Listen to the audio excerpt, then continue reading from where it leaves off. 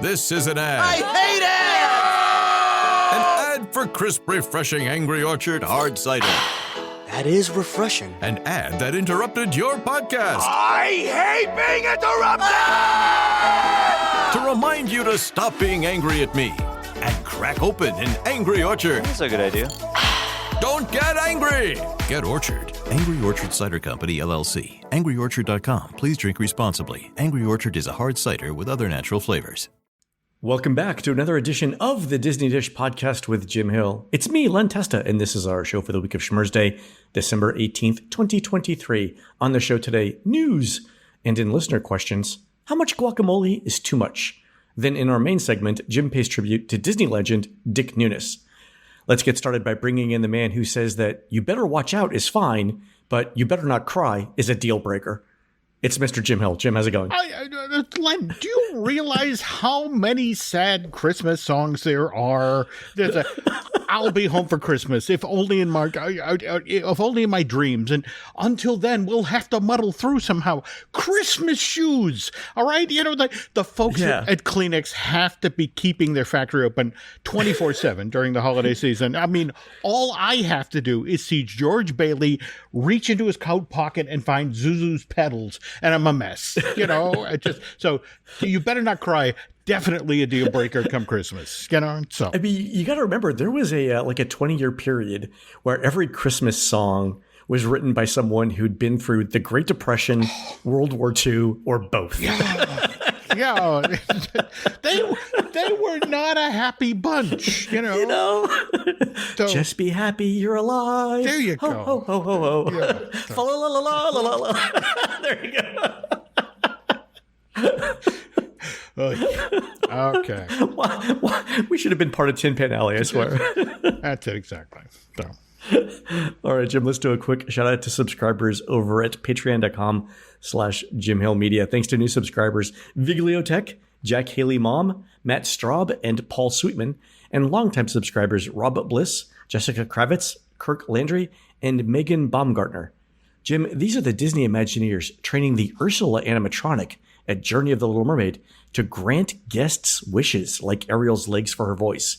They say that they've got Ursula to understand almost every conceivable guest wish, but the best offer they can make right now is an upgrade to preferred parking and a leftover 50th anniversary iridescent cupcake. So maybe don't ask for too much, folks. True story.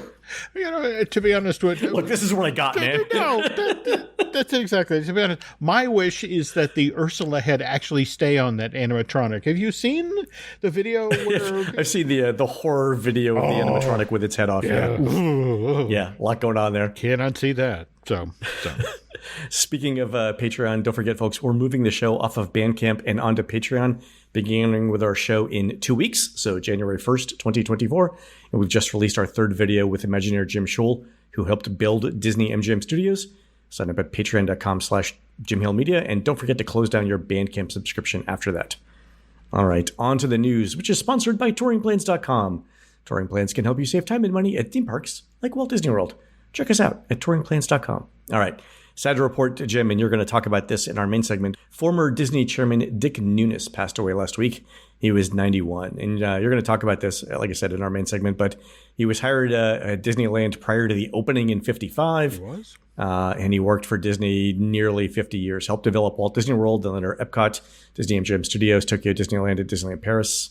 Fantastic guy. Oh, yeah. I don't know. Just an amazing story. Again, which we'll get to back half of today's show. Right. Also, a friendly reminder to those of you who are traveling to a Disney park for the holidays, you'll still need a park reservation, and some of those dates are already full. So the Magic Kingdom is completely full on Christmas Day, December 25th. The Studios is actually completely full tomorrow, December 19th. Really? You can still visit these parks after 2 p.m. without a reservation. If you have a park hopping option. Yeah, it's after the 19th. Strange. Yeah, and it's weird because it's a Tuesday, but whatever. And speaking of the studios, Jim, you had a really fun story that came out of our gingerbread challenge about what Disney had to do scrambling-wise after the first ever Jollywood Nights at Hollywood Studios, right? Yeah. I got this story from one of The event attendees for the Ginger Snap Challenge held earlier this month.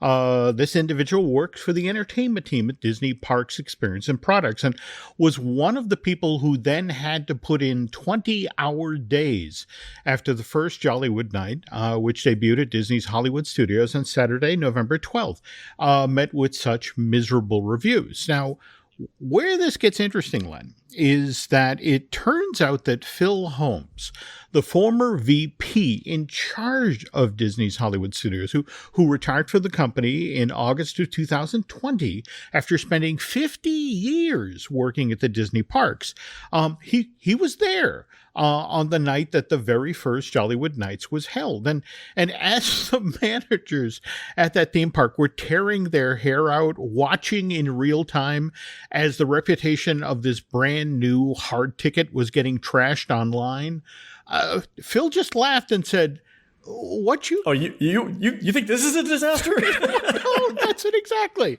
He said, "So look, what you guys mounted tonight is 10 times better than the very first Mickey's Very Merry Christmas Party that we presented over the Magic Kingdom in '83. Likewise, the very first Flower and Garden at Epcot in '94. But the advantage that we had is that there was no social media." People couldn't hop on their iPhones and immediately trash an event that they were at.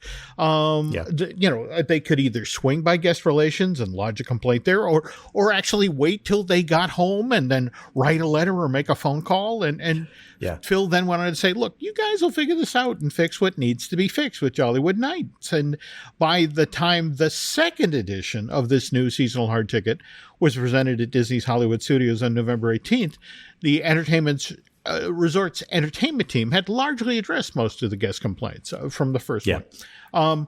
But again, I got to point out, this is largely because the entertainment team had put in 20-hour days between November 12th and the 18th to address all of these issues. So kudos to the folks who, put in the time to make those fixes. And again, this explains that story you told about Chrissy as you guys are marching through the park and it's like, "Chrissy, this is lovely." And it's like, "Oh my God, this is fantastic. Look at this lighting package. That wasn't there yesterday." Here we go.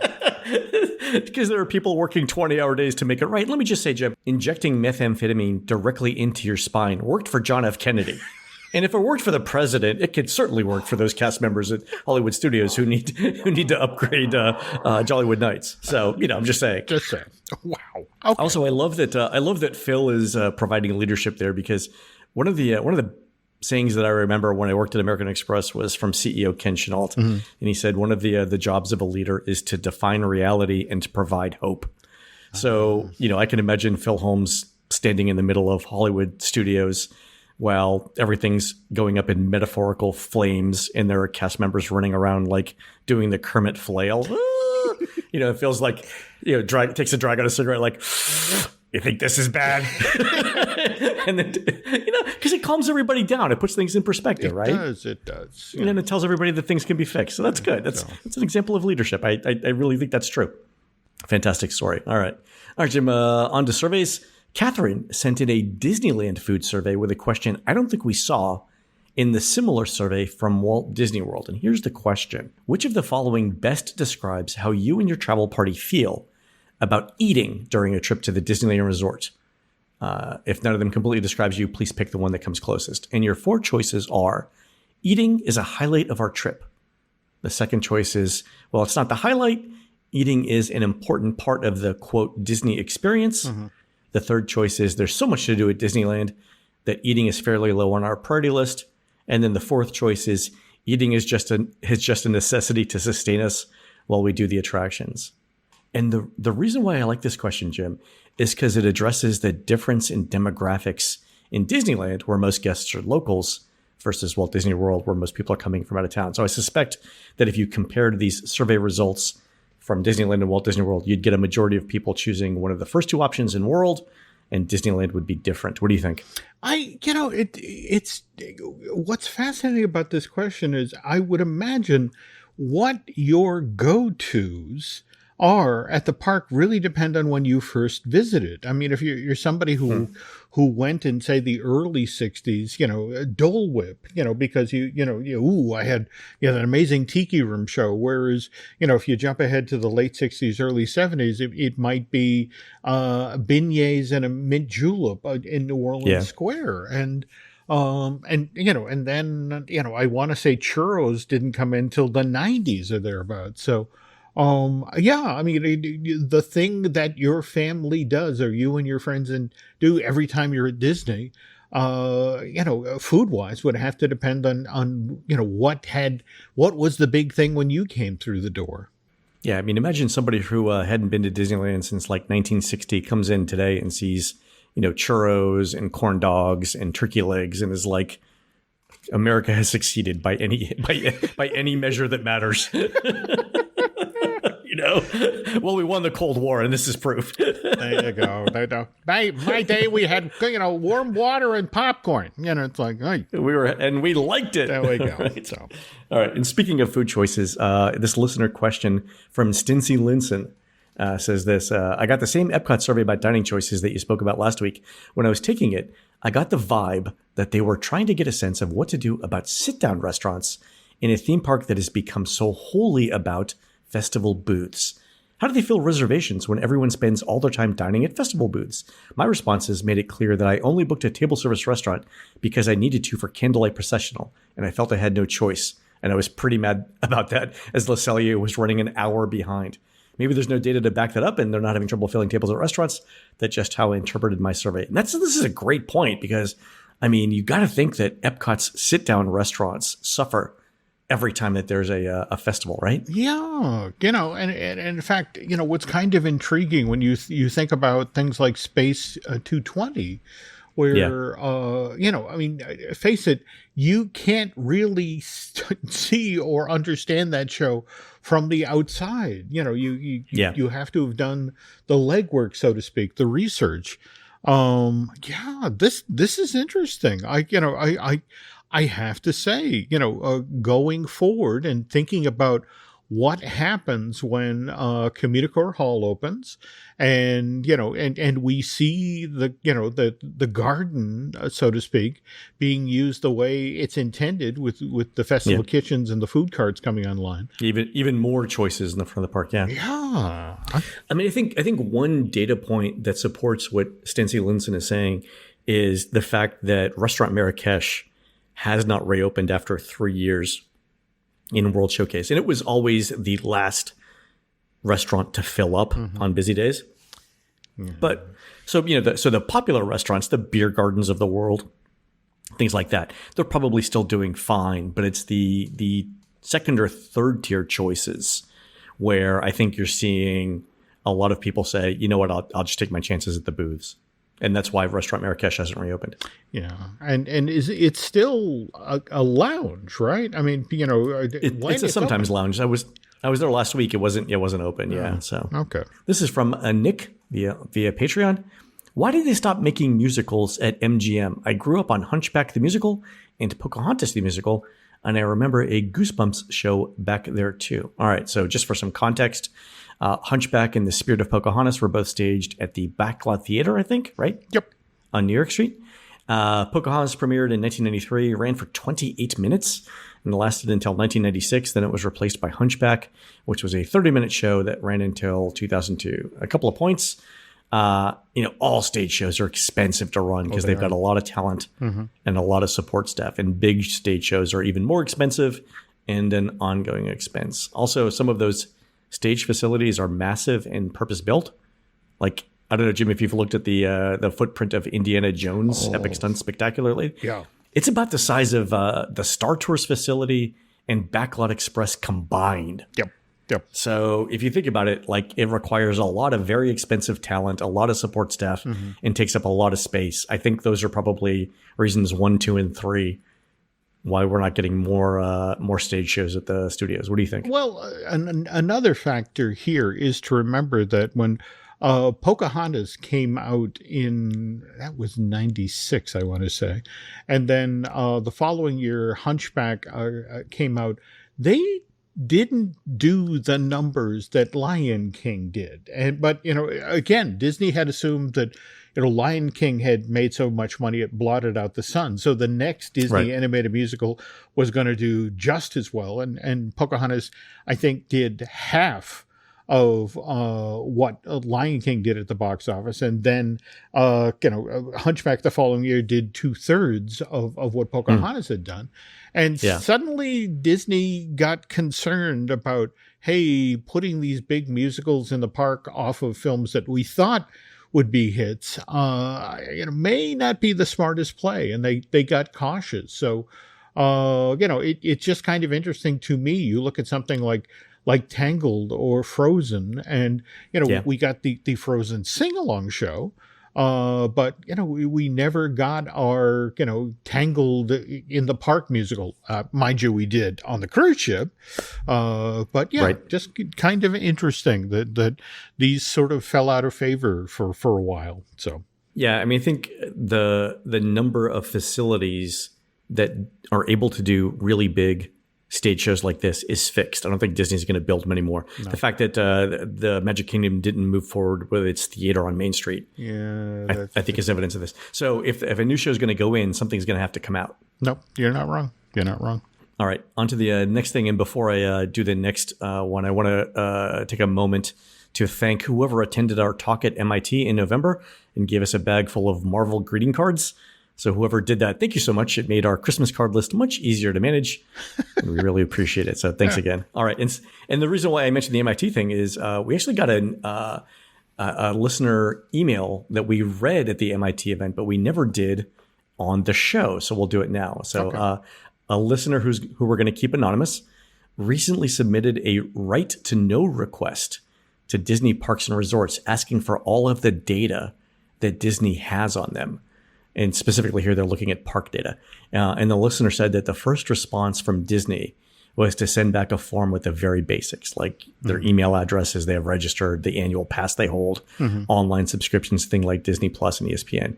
But the listener knew that there was more information and wrote back to Disney saying, this doesn't include things like my annual pass use or other in-park activity. So I don't think this response conforms to the law, at least in California. And then they waited. Eventually, Disney sent them back 63 pages of information. And not only is it 63 pages, Jim, it's single-spaced in 6-point font. But the information in here is kind of amazing. So one of the things that the listener points out is that Disney knows to the exact minute the fact that they ordered 2 sides of guacamole at Pecos Bill's Tall Tale Inn and Cafe for lunch, along with a Diet Coke and a side of yellow rice. And it got me thinking, like, I don't want my doctor to know this. I think a money-making opportunity here for Disney is to send emails to people and say something like this. Hey, I noticed you were a party of one and ate the entire cinnamon roll at Gaston's Tavern. What's it worth to you for us not to tell your doctor about this? If you subscribe to Disney Plus right now on a 2-year subscription, we can make sure that this information stays just between the two of us. Click here if you agree. I don't know, Jim. I'm just saying everyone's looking for new revenue opportunities. We haven't really explored blackmail on Disney Parks experiences and resorts, have we? Wow. Okay.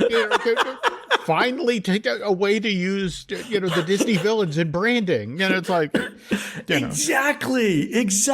Oh my God, this would be perfect. 2 sides of guacamole. Oh my God, amazing.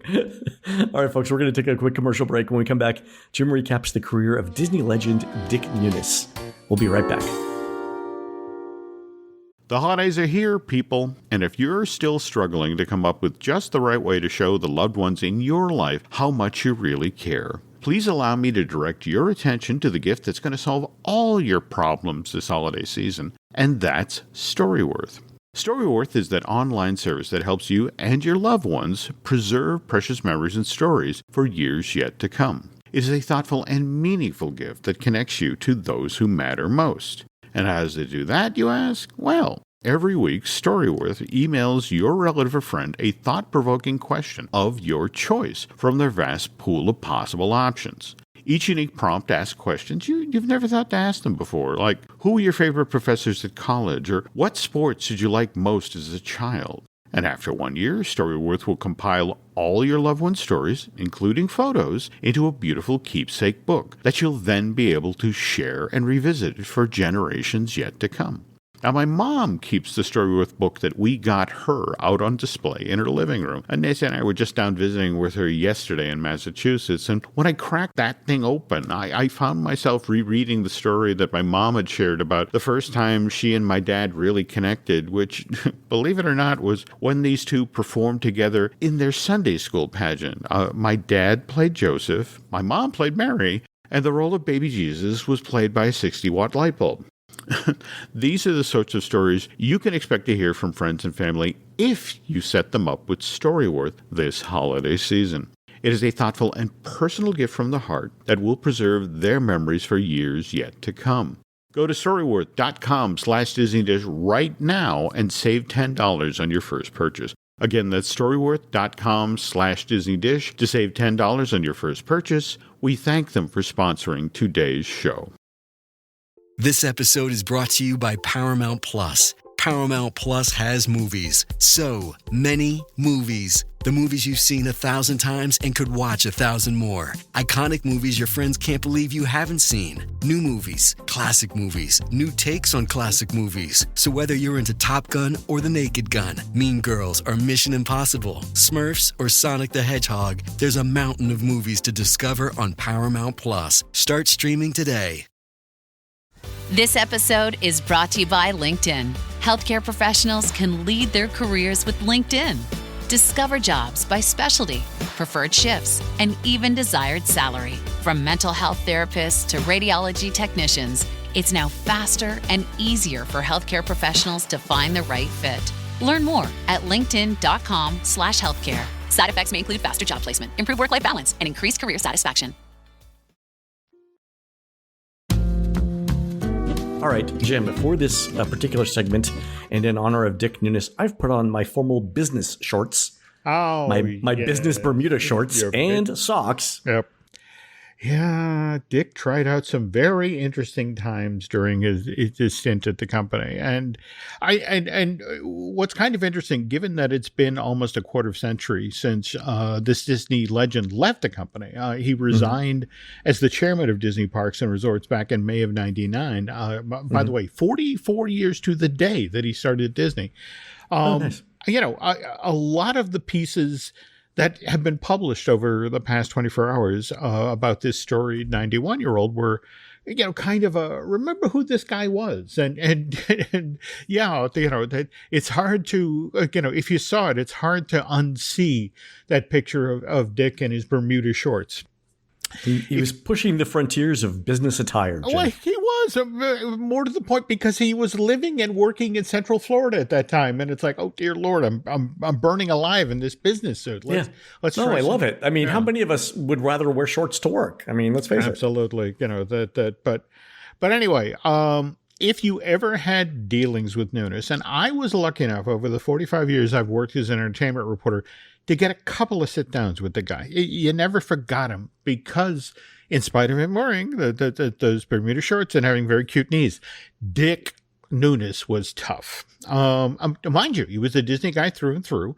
And given that Dick learned directly from Walt himself how the park should be run, there was no bigger true believer when it came to doing things the Disney way. But behind that constant smile and incredibly firm handshake, there was steel, and not to mention a distinct "don't F with me" attitude.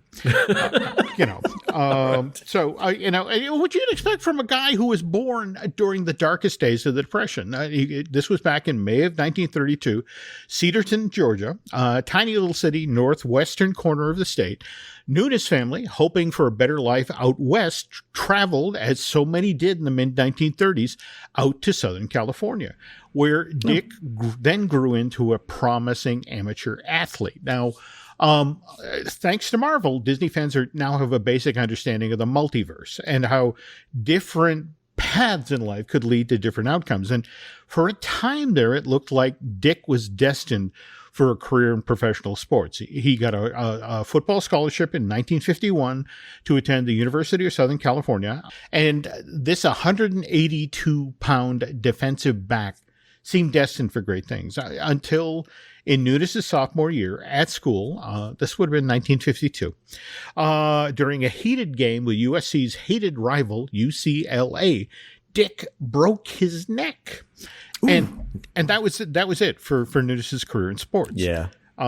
Takes a year or so off to recover from the injury, and then graduates from USC with a Bachelor of Education in the spring of 55. But at that point, this then 23-year-old really doesn't know what he's going to do with his life. His dream of being a professional football player is over. But then one of his teammates at USC, a guy, a name you may be familiar with, Ron Miller, it offers Nunis a suggestion. It's like, look, you have a bachelor's in education. My father-in-law is building this thing out in the orange groves of Anaheim, and he needs to train a whole bunch of employees to come work at the place. And if you want a job for the summer while you sort things out, why not apply there? I'll put in a good word with him.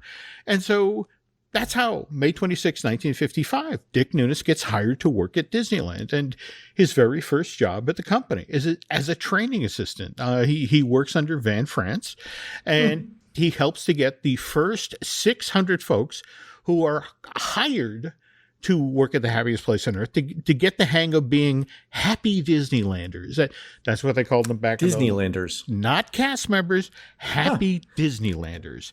And Nunis was definitely a happy Disneylander. He loved being part of the original team that pulled this family fun park up out of the ground. And so when the summer of 55 gave way to the fall, Dick put off the idea of using his bachelor in education to get a real job as a teacher and opted instead to see it, to stay at Disneyland and see what other opportunities presented themselves. But so it's funny that he has a bachelor's in education, because I think I've talked about this very early on in the show, but I think I'm one of the very few people who actually uses their undergraduate degree in the field in which it was obtained.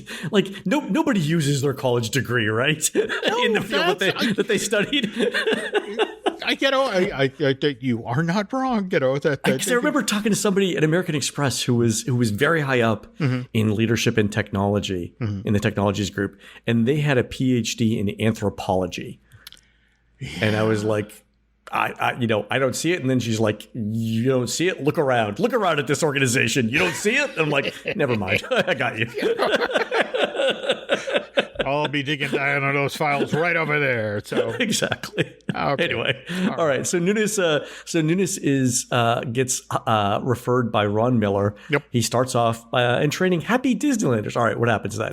Well, he transfers out of training and finds a gig as an attraction supervisor at the park. And it's during this time, Len, he has his first real run-in with Walt. And as the story goes, Nunis was the area manager in Adventureland at the time. And after Walt went on the Jungle Cruise one Sunday afternoon and had a shorter than expected ride, Disney went out of his way to find the then 25-year-old Nunis and climbed up one side of him and down the other, complaining that he had just gotten a 4-minute long ride on an attraction that was supposed to be a 6-minute long experience. And so, but Dick's like, but Walt, we have enormous crowds in the park today and a huge line here in Adventureland. And, that's why I told the skippers to speed it up a bit so they could get back to the dock faster and then take the next boatload of guests out, on a cruise quicker, and thereby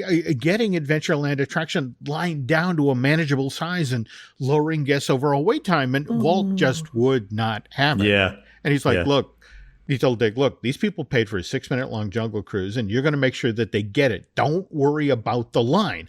Always give the guests the best possible show.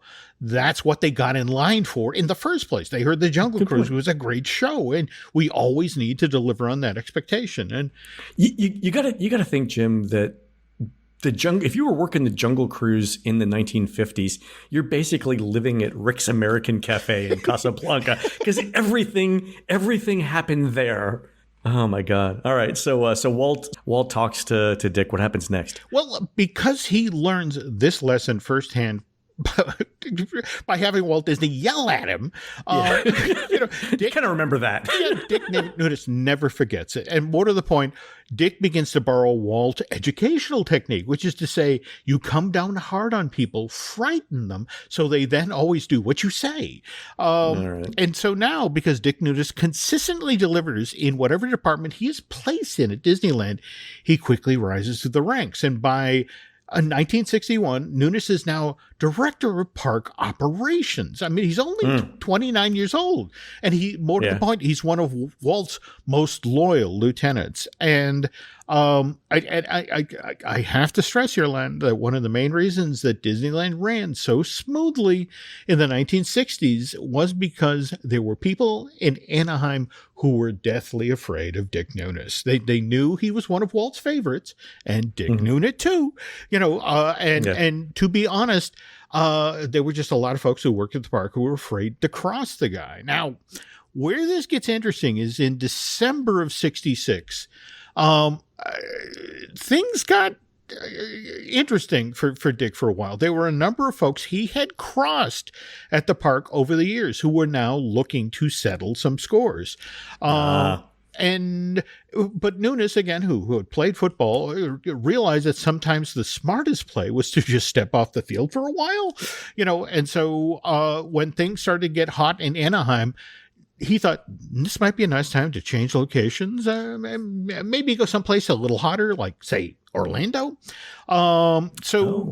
Dick becomes part of the team that originally develops Walt Disney World. And interestingly, when this project began to wobble in 1968, and you and I have talked about this, Len, there was that time where the company gave serious thought to not developing the whole 40 square miles, but just concentrating, literally abandoning the idea of doing World Drive and putting the Magic Kingdom basically where the ESPN Wide World of Sports is right now, at the corner of 4 and 192. And we talked about it, and it was like one of their original ideas. But imagine the long-term consequences of that. Yeah. We would not have what we had now. No. And that's what Dick said, to the effect that we need this 6 mile north-south road. We need to go all the way out to Bay Lake and dig Seven Seas Lagoon and all that. And what's interesting is that Roy O. Disney,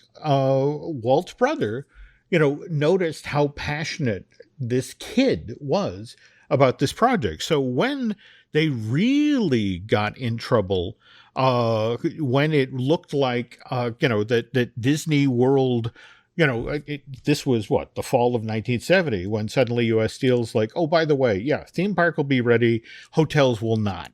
And Disney then effectively fired U.S. Steel and took over construction and running those hotels.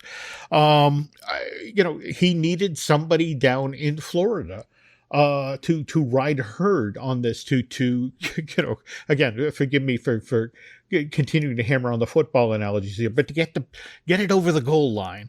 And so he sent Nunis, and the thing of it was, Nunis was now 3,000 miles away from Burbank and Anaheim, and there were no such thing as cell phones, so you could reasonably say, "Oh, I missed your phone call because I was out in the field." There we go. And so Dick did what he needed to do to get this project completed. And there are all sorts of stories about, the Dick basically scaring people into completing things. And what gets interesting is that, when he does this, Nunis is hailed as a hero of the company. In fact, the very same year that Walt Disney World opens, Nunis is made executive vice president of both Walt Disney World and Disneyland. Oh, wow. 1971. Okay, so he'd been working for the company 16 years. Now he's executive vice president of both parks. Both parks. Okay. And Len, for the next 13 years, Dick is basically untouchable, especially since the parks are making money hand over fist during a time when the studios are genuinely struggling to make movies that connect with moviegoers of that era. So no one dares to tell Dick Nunis what to do. And so the projects that get built at the parks are ones largely that Dick is championing. I mean, not for nothing, but Classic Epcot came under his watch. It did. Just saying. And what was kind of interesting is during this time, outside firms would reach out to Nunis and offer him the opportunity to come run their companies. And Dick would make sure that word always got back to Disney. Oh, yeah. And so now, and the board of directors was like, oh, God, don't do anything to upset Dick Nunis. We don't want him to leave. He's the reason that the parks are so financially successful. So, and Len, this is what Michael Eisner is told when he's installed as the company's CEO. In September of 1984. Right. I don't know if you said this story on the air, but you told it to me once. It was basically like, congratulations, Michael, you're the new CEO. Do whatever Dick Nunis tells you. Yeah. When it comes to the parks. Yeah. And for a time, Michael bought into that. He towed the line.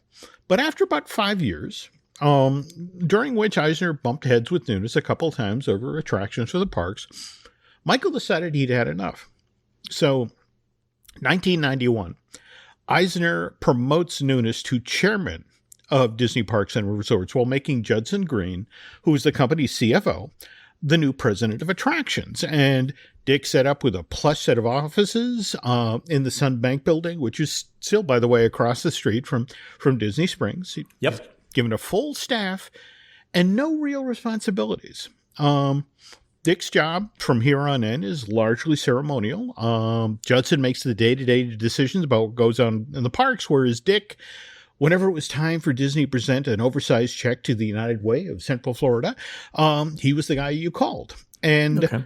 But for a number of years, because Dick was nothing if not loyal to the Walt Disney Company. In fact, interesting gig that he wound up during this period. He was the guy who reviewed many of the history books that were being published about Disney. And he then had the final say-so on which stories got told. And Len, I know this for a fact because I worked with Van France on his Window on Main Street book back in the late 1980s. And that, did you really? Yeah. How have we known each other for 15 years and I've not heard this before? Well, it was published by this now defunct publisher up here in New Hampshire, Steve Fayette. Squirrel Press. Yeah. Moose and Squirrel amalgamated. There we go. Okay. All right. And the original manuscript had dozens of great behind-the-scenes stories about how Disneyland really operated during the early days, but Dick wouldn't allow Van's book to be published unless some of the more colorful stories were removed. And what was interesting, you wouldn't happen to have a copy of this manuscript, would you? Because I have a $20 bill burning a hole in my pocket, Jim. I will go down into the basement and dig that out and send it along. Yes, I do have this book. But the interesting thing, Nunis was able to do this because, well, at the time, France was in charge of the Disney Alumni Association, which needed permission from the company to stage events and member meetups in the parks. And more to the point, a lot of the pictures that Van wanted to include in Windows of Main Street had been taken by official Disney photographers. So they were property of the company, and Dick just wouldn't allow Van to use those images without first removing a number of stories. But again, I'll get you a copy. You can look at it. Ooh, good stuff. Okay. We now jump ahead to April of 1994, which is when Disney company Frank Wells dies in a tragic helicopter crash. And for a lot of people at Disney, this is Michael was never the same after he lost Frank. Wells was often able to persuade Eisner not to go ahead with some of his kookier ideas. And with Frank now gone, the Disney company starts to wobble off course. And by May of 99, Dick had seen and heard enough. He often talked about wanting to be a 50-year man at Disney. But given what Eisner was up to at the time, and Dick really had a gift for reading the room, and he could look down the road and see that the whole Save Disney thing was coming. And decided, I don't want to do this anymore. And so, honestly, there were a lot of people in the company who were taken aback by Nunis' sudden exit. But he already had a second act in mind. Again, remember, we talked about that bachelor's in education he got at USC back in 1955. Dick decides he's finally going to make use of that degree by joining forces with the University of Central Florida. And this is the part of the story that I think a lot of Disney fans don't know. That then the Florida governor, Jeb Bush, reaches out to Dick. He's heard that, he's not necessarily happy, with what's going on at Disney. In fact, there was a joke at the time that the people who worked on the third floor of the Sunbank building, which was just below his, Nunis's executive suite, they could, on quiet days, they could hear him groaning upstairs and pulling against his chains, So Jeb reaches out to Dick and says, hey, look, we're getting ready to set up a board of trustees at each of the Florida State universities. And, we know that you're an enthusiastic Central Florida resident, and how would you feel about being a charter member of the board that we're looking to set up at the University of Central Florida? And that's the thing. Dick had, again, remember, had come from Cedarton, Georgia, had become, moved out to Southern California and really liked it there. I mean, surfed and the whole bit. But Central Florida was really a good fit for Nunis. So he happily took on this position and just threw himself into the board of trustees assignment. And what was interesting is because Nunis obviously had a lot of experience when it came to building things in Central Florida. The University of Central Florida underwent an astonishing building boom during his tenure at the school. There was a while where it was the fastest growing school in the country. Oh, God, yeah. And when you look at some of the stuff that came to be under Dick's watch, whether it was the 45,000-seat Bright House Network Stadium, not to mention the 10,000-seat UCF Arena. And by the way, both of those huge projects opened September of 2007. And wow, same month. Same Two month. huge construction projects. Wow. Yep. And but here's the thing. The very next year, Dick has turned 76. And and I know it's the cliche that, want to go spend time, with my wife and family. But at this point, again, he had time away from Disney. He'd accomplished a lot for the local community. And it's like, it's my time. It's my turn. Yeah. Now, mind you, he stays a proud Disney alumni, though it's been said that he didn't always recognize what the company had become, what with the acquisition of Pixar and Marvel and Lucasfilm and Fox. Yeah. And he had been pushed for years to write a memoir about his time at the Mouse House. And Nunis finally delivered last year, 2022, with the publication of Walt's Apprentice, Keeping the Disney Dream Alive. But that said, for those of us who have been trading Dick Nunis stories for years, this is a surprisingly toothless book, Len. Pretty tame. Well, this is the thing. Right up to the end, he's a loyal company man, and the very best Dick Nunis stories, the ones where through force of personality or sometimes just plain old brute force, force of personality or force. There we go. He got his way. They were left out of this 320-page Disney Editions book, and. Look, a lot of Disney fans like to quote something Walt was supposed to have said, which is, if you can dream it, you can do it. And by the way, Walt never actually said that. I mean, what I mean is Marty Sklar wrote that phrase for Walt to say in an episode of the Wonderful World of Color TV show, but Walt never said that in day-to-day life. It never came up in actual conversation.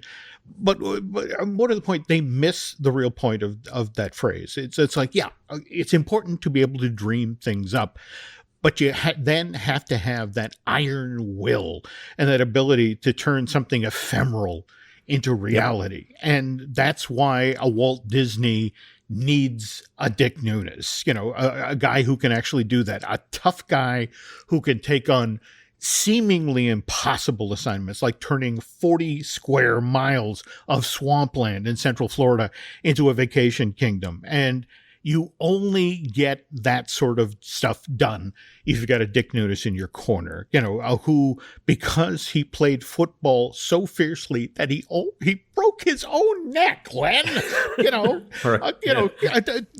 He knew that the only way to victory was to fight and to claw for every single yard.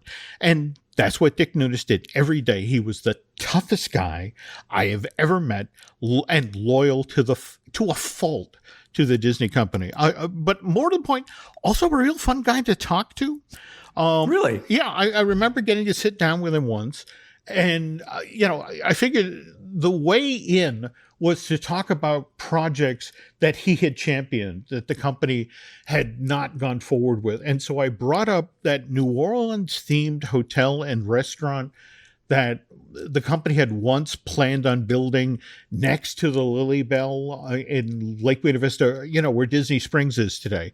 Oh, I didn't know that was a Dick Nunis idea. Oh, God, yeah. And it turns out, you got to remember that Dick was at Disneyland when they opened New Orleans Square and then had to leave to go work on Walt Disney World. And so he'd always wanted that in Florida. So he was finally going to get that built.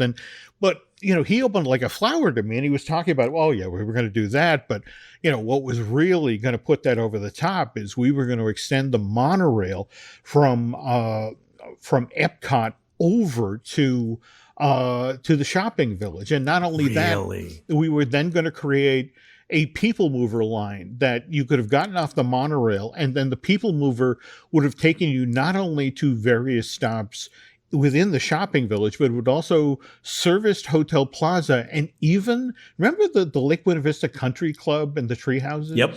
Yeah. Yeah, that was my sister actually stayed at the Treehouse Villas back when in its first incarnation. Yeah. Yeah, and ironically enough, this was one of the very first things that, when it was presented to Michael Eisner, it's like, we're not doing that. But anyway, you know what's funny that in talking to Jim Scholl, we realized that there was actually a proposal to extend the Skyliner to Disney Springs. So that idea is still a good idea. It's still valid. It is, and maybe someday Bonnet Creek will let that happen. But anyway, we'll call it the Dick Nunis line. There we go. All right. Anyway, Mr. Test and I wish to express our heartfelt condolences to the friends and family of Dick Nunis, one genuinely tough guy. And honestly, folks, every time you enter the Magic Kingdom, you should thank him. And Dick will definitely be missed. Oh, fantastic story, Jim. Mm-hmm. All right, folks, that's going to do it for the show today. You can help support our show by subscribing over at patreon.com/JimHillMedia, where we're posting exclusive shows every week. On next week's show, we're going to talk about the many ways Disney has done A Christmas Carol, including a never-built attraction. You can find more of Jim at JimHillMedia.com and more of me, Len at TouringPlans.com. One last thing, a GoFundMe has been set up in memory of our beloved producer, Aaron Adams, who passed away a couple of weeks ago. You can find that at tinyurl.com/AaronZAdams. And donations there will go directly to Aaron's wife, Sabrina. And on that GoFundMe page, no donation required, you'll find a link to what I think is the best show Aaron ever did. It's our American Adventure script, which was a Bandcamp exclusive, so most of you have never heard it. It's really amazing. And Aaron plays the role of Will Rogers. That's over at tinyurl.com/AaronZAdams. We're produced spectacularly by Eric Hersey, who'll be defending his Golden Noodle Award with a mixture of mozzarella, Gruyere, and breadcrumbs, plus a secret pasta shape, at the 7th Annual Mac and Cheese Festival on Saturday, January 13th, 2024, on Sherman Avenue in beautiful downtown Coeur d'Alene, Idaho. While Eric's doing that, please go onto iTunes and rate our show and tell us what you'd like to hear next. For Jim, this is Len. We will see you on the next show.